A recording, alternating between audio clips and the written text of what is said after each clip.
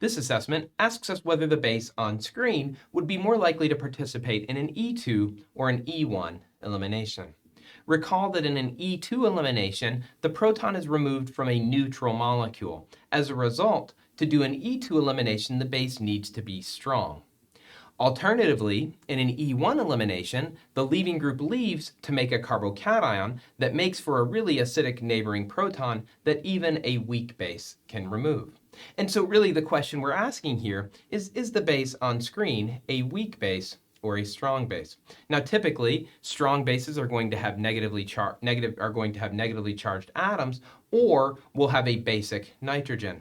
In this case, we have neither. In fact, for this alcohol to participate as a base, it's going to use a lone pair on a neutral oxygen atom. As a result, this would be considered a very weak base that would participate only in E1 elimination reactions.